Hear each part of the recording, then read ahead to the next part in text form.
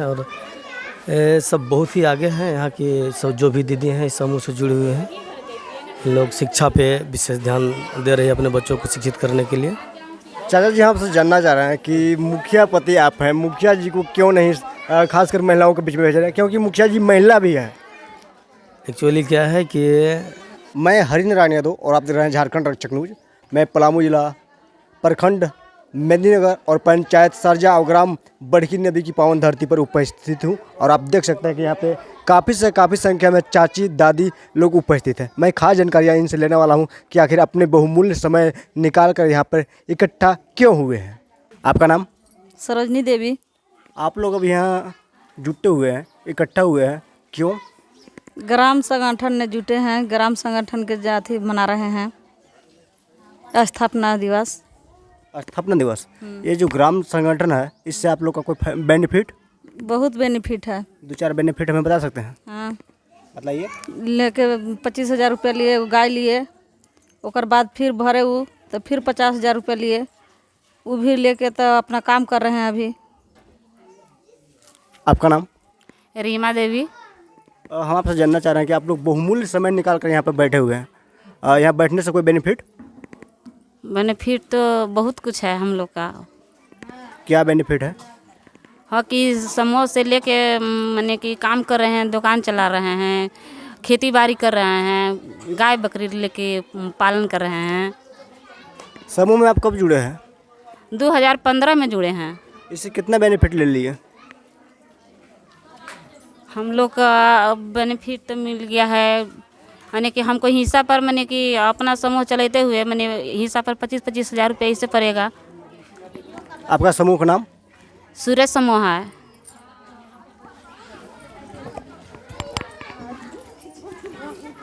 चाची, आपका नाम? प्रणाम। हम आपसे जानना चाह रहे हैं कि आप लोग यहाँ पर बैठे हुए हैं, बैठने से आपका बेनिफिट यहाँ पे? बहुत अच्छा है, बड़ी यही सब चीज़ समूह में जुटे हैं तो बहुत हम लोग काम करें, लइकन चंगन के पढ़ाई लिखाएं, खेती बाड़ी कर रहे हैं, दुकान चला रहे हैं।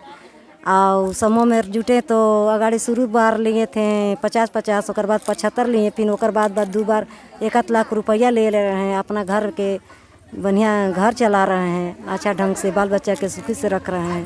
तो लिए होंगे तो फिर भरना तो पड़ रहा होगा ना? भर रहे हैं, चला रहे हैं अच्छा ढंग से, सब रेंगन चंगन के अच्छा ढंग से बढ़िया से रख रहे हैं, सुखी से रह रहे हैं। अब लोग कितना ब्याज पर आपको लोन मिलता है? 1.5 रुपया लेते हैं। 1.5 रुपये? हाँ, 1.5 रुपये। बिजनेस करते हैं लोन लेकर के समूह से। कौन सा बिजनेस? उस दुकान उकान करते हैं, दुकान करते हैं और कुछ खरीद के रखते हैं आगे बढ़ने के लिए। क्या खरीद कर रखे हैं, थोड़ा डिटेल में बता सकते हैं? बकरी लेते हैं, गाय लेते हैं, वो बढ़ता है तो आगे बेच कर आगे पैसा बढ़ाते हैं। हम लोग का जितना सारे महिलाओं हैं, कोई 100 रुपया 50 रुपया के महंगा रहते थे, समूह में जुड़े हैं तो 1 लाख 2 लाख 50 हज़ार के कभी भी बात कर सकते हैं, ले सकते हैं, आगे काम कर सकते हैं। हम लोग समूह से बहुत लाभ लेते हैं। आप लेने की बात किए तो उसको चुकता तो भी करना होगा, ब्याज के साथ भी? करते हैं ना, ब्याज के साथ भी करते हैं, लेते हैं, भरते हैं, जमा भी करते हैं। अच्छा, आप कौन सा बिजनेस कर रहे हैं? क्योंकि जो भी व्यक्ति समूह से लोन लिया करते हैं वे कहा करते हैं कि हम बिजनेस कर रहे हैं। आप कौन सा बिजनेस कर रहे हैं? बिजनेस अपना अपना सब लोग लेडीज़ अलग अलग करती है, कोई खेती करती है, कोई गाय भैंस लेती है, कोई बकरी लेती है, कोई दुकान चलाती है, अलग अलग सब कोई अपना बिजनेस करती है।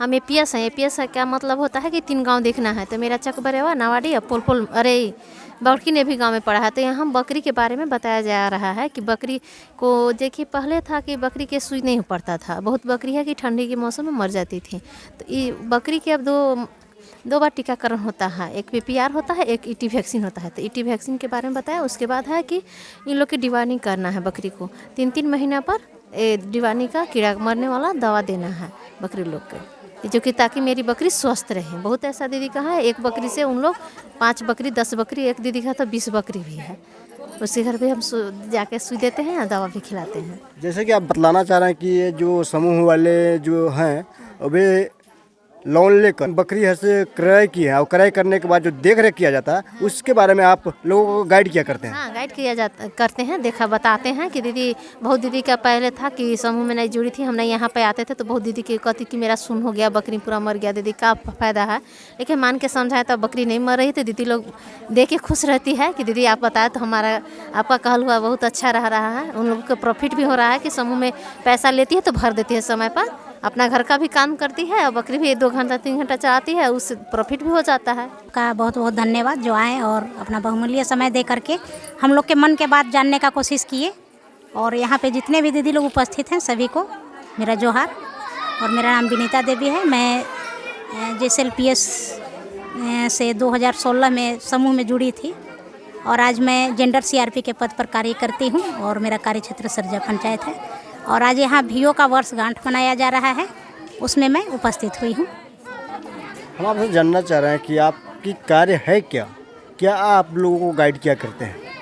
मेरा कार्य है जेंडर पे जागरूक करना। जेंडर मतलब होता है लिंग आधारित भेदभाव। जैसे बहुत सारे समाज के द्वारा बनाया हुआ भेदभाव है, जैसे लड़का लड़की में भेदभाव होता है, महिला पुरुष में भेदभाव होता है, महिला पुरुष के कार्य में भेदभाव होता है, दीदी लोग के साथ घरेलू हिंसा होता है।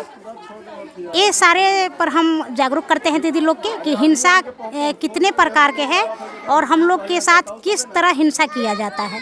तो हम लोग हिंसा पे जागरूक करने का कार्य करते हैं और ज़रूरत के अनुसार जो दीदी को ज़्यादा पीड़ित किया जाता है घर से, गांव से, समाज से, उन दीदी को हम लोग न्याय दिलाने का काम करते हैं। और अगर गांव लेवल पर ये सॉल्यूशन नहीं हो पाता है, नहीं सोल्व हो पाता है, तो हम लोग थाना तक लेकर के जाने का कार्य करते हैं। और हम लोग का ये संस्था से NRLM से भी हम लोग को रखा गया है केंद्र सरकार के द्वारा।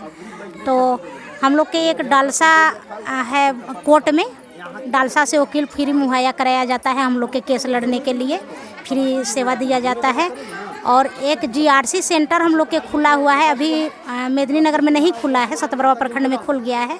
वहाँ पे जाके भी हम लोग अपना केस रजिस्ट्रेट करवाते हैं, दीदी लोग के लिए साथ में लेकर के जाते हैं। एक चीज़ और हम आपसे जानना चाह रहे हैं, जैसे कि आप बोले कि भेदभाव, तो भेदभाव को ख़त्म करने के लिए लोगों को क्या करना है? जागरूक करते हैं कि मतलब किस तरह से हम लोग लड़का लड़की में जो भेदभाव होता है, महिला पुरुष के कार्य में भेदभाव होता है, तो क्या सिर्फ महिला का ही बर्तन धोना काम है, इसमें पुरुष नहीं धो सकते हैं? क्या लड़का को ही अच्छा पढ़ाई कराना जरूरी है, लड़की को भी कराना जरूरी है? यहाँ पर मेरा VOA का दायित्व है और इनका लेखा जोखा जो है हम तैयार करते हैं। लेखा जोखा यानी जो इन लोग का आय व्यय है, साल में कितना आमद हो रहा है, कितना खर्चा हो रहा है, कितना लाभ हो रहा है, ये सारा विवरण बना करके रखना मेरा काम है। चाचा जी, हम सर जानना चाह रहे हैं कि जो बोल रहे हैं कि 10 साल पहले इन लोग समूह में जो जुटे हुए थे और जुटने के बाद बोल रहे हैं कि 10,000 15,000 हमें मुनाफा हुआ, तो क्या 10 साल में 10 से 15 ही हज़ार केवल मुनाफा होना चाहिए था? नहीं, ये मुनाफा जो बता रहे हैं वो अपना काम करके और इसके बाद जो इनका पूंजी बच रहा है वो बता रहे हैं। जैसे मान लो कोई महिला समूह में जुड़ी तो 10,000 का लोन ली, 10,000 से बकरी ली या सुअर ली, जो या मतलब मशीन ले ली, सिलाई मशीन, जो महिला जिस तरह का ही है ले ली, और उसके बाद जो है उससे बिजनेस की और पैसा फिर वो वापस जमा कर दी, कर्ज भर दी। इसके बाद जो ब्याज भरी, उस ब्याज में उसको उतना पूंजी खड़ा होता है धीरे धीरे करके, मतलब एक तरह का बचत हो जाता है। वो जब महिला कभी ग्रुप छोड़ेगी तो एक मोटा पूंजी उसको अपने भविष्य के लिए, अपने बाल बच्चों के लिए जो है मिलेगा। और साथ ही उसका घर का जो काम है, जो दैनिक ज़रूरत है, जो लोन लेकर के भरना है, वो सारा काम वो करेगी और इसके बाद उसको मूल मोटा पूंजी जो है अवेलेबल होगा। चाचा जी, बहुत से व्यक्ति हैं कि समूह में नहीं है और वे चाहते हैं लोन लेने के लिए, हाँ। और समूह तो उन्हें समूह लोन नहीं देती है। हाँ, इसलिए नहीं देती है कि वो अगर ले करके नहीं भरेंगे तो फिर कोई मतलब रेस्पॉन्सिबिलिटी उनके ऊपर तो है नहीं। जो समूह से जुड़े हैं तो 10 सदस्य जो हैं एक दूसरे का जो है मतलब ग्रांटर होते हैं एक तरह से। वो नहीं भरेगा तो जा करके उसे जो है बातचीत करके समझा बुझा करके अपना लोन वापस करवाते हैं।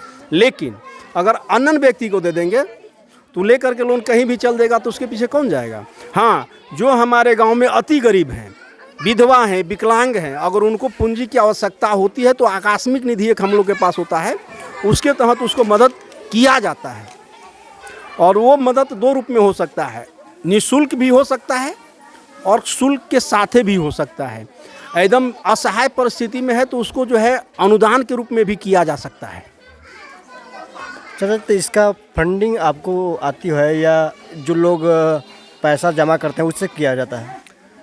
जो दीदी लोग अपना बचत करती है कुछ उससे किया जाता है। इसके बाद JSPL द्वारा हम लोग को मदद किया जाता है, जो झारखंड सरकार की ग्रामीण लाइवलीहुड सोसाइटी है, प्रमोशन सोसाइटी, उससे जो है ये संचालित है और उसके थ्रू समय समय पर हम लोग को गाइडलाइन प्राप्त होता है। और शुरू में कुछ पूंजी उनके द्वारा ही हमें अवेलेबल हुआ था, जिससे आगे चल कर के ये पूंजी के रूप में एक खड़ा होते जा रहा है और निरंतर खड़ा होता चला जाएगा अगर सही ढंग से सारा चीज़ चलता रहा तो। ठीक है अच्छा, ठीक, धन्यवाद आपका। और मेरे साथ देखिए सरजा पंचायत की मुखियापति माननीय आनंद चाचा जी हैं, इसके बारे में कुछ जानकारी। चाचा जी, आप सब महिलाओं को बीच में अभी उपस्थित हैं, क्यों? सबसे पहले तो मैं आपको धन्यवाद देता हूँ कि आपने बड़की ने भी आजीविका ग्राम संगठन के इस कार्यक्रम में शिरकत दी है, इसके लिए बहुत बहुत धन्यवाद। आज चूँकि बड़की ने भी जो महिला समूह का ग्राम संगठन है उसका स्थापना दिवस है, सभी महिलाएं यहाँ पे जमा होकर अपने आय व्यय का ब्यौरा करेंगे और साथ ही मुझे मौका मिल जाता है इन लोगों के बीच आकर के अपने पंचायत के जो विकास कार्य का जो योजना है उसके बारे में बताने का, और इन लोग किस पेंशन हो गया, आवास हो गया, इस सब का चर्चा हम करते रहते हैं। और सब बहुत ही आगे हैं, यहाँ की सब जो भी दीदी हैं इस समूह से जुड़े हुए हैं।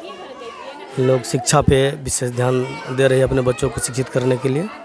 चाचा जी, हम आपसे जानना चाह रहे हैं कि मुखियापति आप हैं, मुखिया जी को क्यों नहीं खासकर महिलाओं के बीच में भेज रहे हैं, क्योंकि मुखिया जी महिला भी है? एक्चुअली क्या है कि मुखिया जी का दांत में थोड़ा ज़्यादा दर्द है, इसके चलते नहीं आ पाई। ठीक है, बाकी सब कार्यक्रम में मुखिया जी शामिल होते हैं खुद।